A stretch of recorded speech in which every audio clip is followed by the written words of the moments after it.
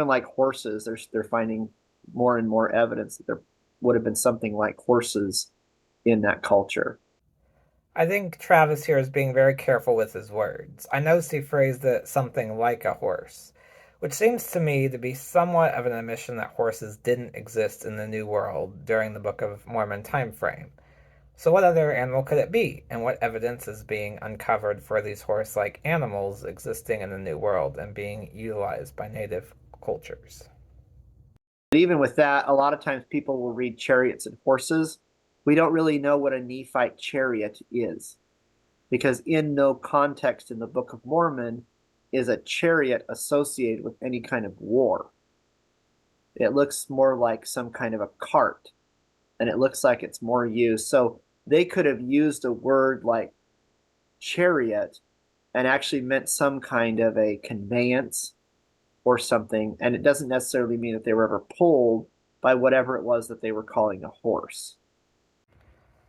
The problem I have with that is that the most natural reading of Alma 18 would lead one to the conclusion that horses are being used as a means of transportation. And that would probably be how most people in the 19th century, including Joseph Smith, would have understood that, given their general knowledge of chariots and horses from the biblical texts.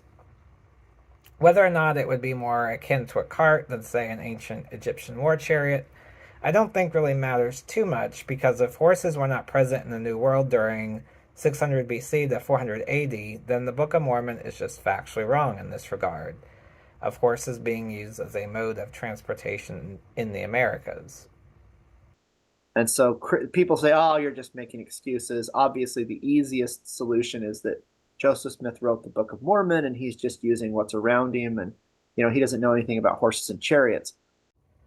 Yes, I would say the easiest solution, and the most likely given all the relevant data, would be that Joseph Smith was indeed just making things up.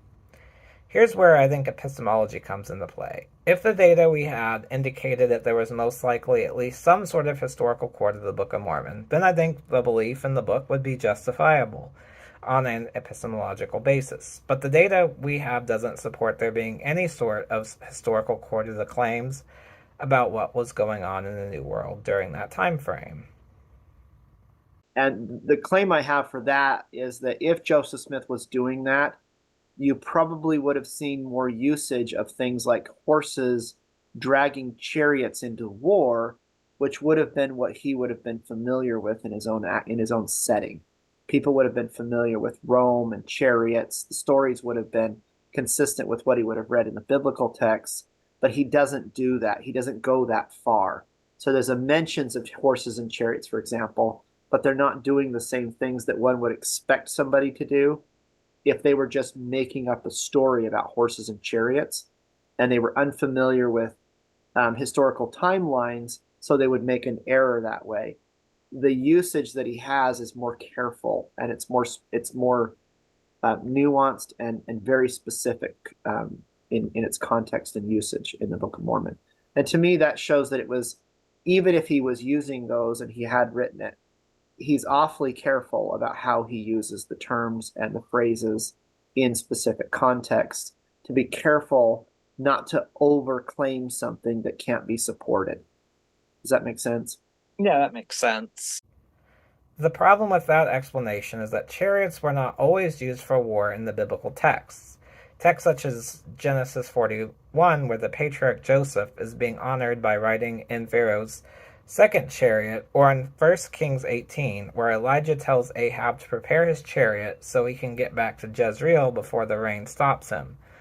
Joseph Smith would have been well aware of these passages, and so it's not unusual that he would have employed chariot use for something other than war.